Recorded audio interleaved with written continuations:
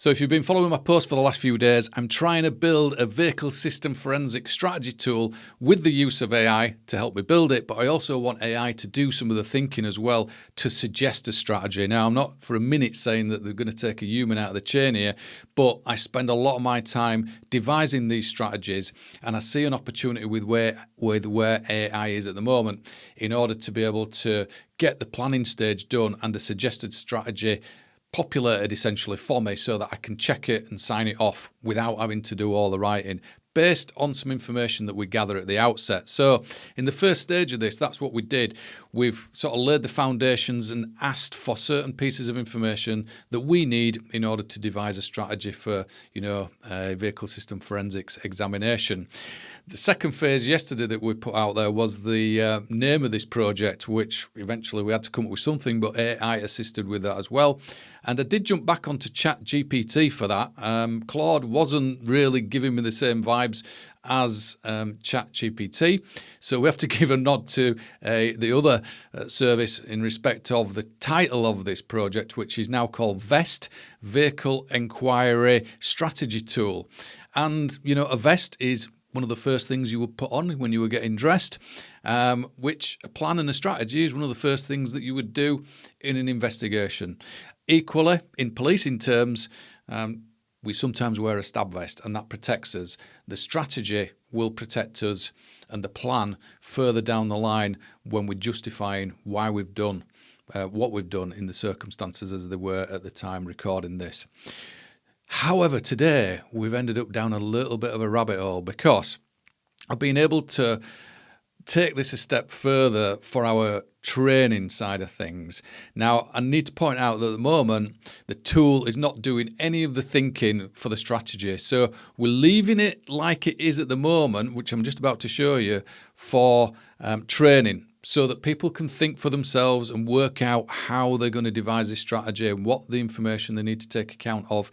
And it's part and parcel of the latter stages of our Module 1 course, which is Vehicle System Forensics, Planning and Strategies. So any of our existing students that have got that course, and by the way, you do get updates for life on that course. So anybody that jumped on that course early are reaping the benefits now. It is available to buy in the Vehicle Network app, and you get all the updates irrespective of when you buy it and how long it goes on for. You keep it for life.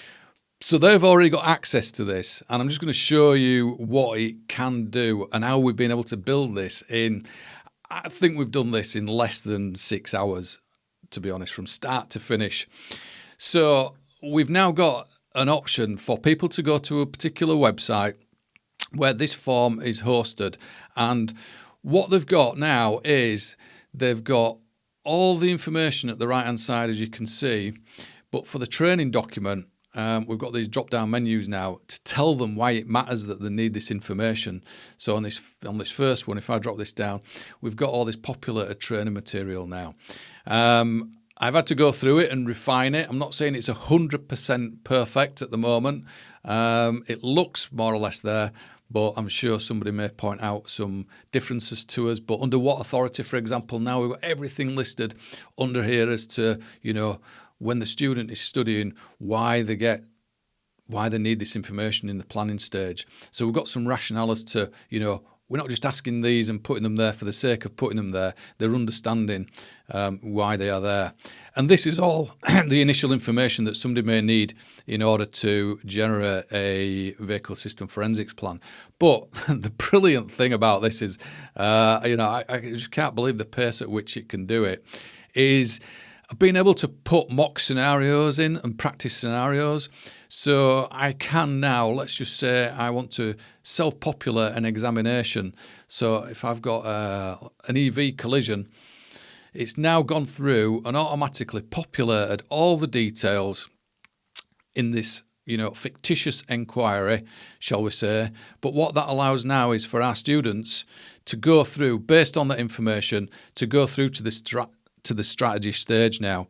So it consolidates all that submission information from the outset, and then they can go on in order to devise the strategy of where they need to be in devising it. And once they've decided what they want to do in the strategy, then they can generate the strategy document and it can be saved out as a PDF and submitted to us. If we want to then go and do another one, we just clear the form and we do another one. And we can put as many different scenarios in there as we want. So I can't believe that we've already got to this stage already. This, at the moment, is a standalone training document in order for students to practice from a human perspective. We're not going to put the AI model into the training because people have to understand how to develop the strategy in the first place. But I guess the next phase now, we'll be looking at how we get the AI to take this information that we put in at the start and then to start looking at what tools and techniques they might have and what considerations they may need to do in the strategy. And I really can't believe the pace at which this is kind of moving just on the short time that I'm spending on it at the moment. So that is your update with regards to how quickly this project is moving forwards. Anybody with access to Module 1, you can go and check that out now. I will put a link below the video to our training platform for anybody that's an interest in this and wants to see how it's operated. You can buy the course. You get all the information from, the course as it exists now, but it is really kind of moving on with this version 2 that we are developing. I can't say that I'm going to be back tomorrow because we do have some work to do, but I will keep giving you the behind-the-scenes look at this project because it's really interesting as to how quickly we can get things up and running and have something that's going to be useful and a time saver in the long run. Till next time, see ya.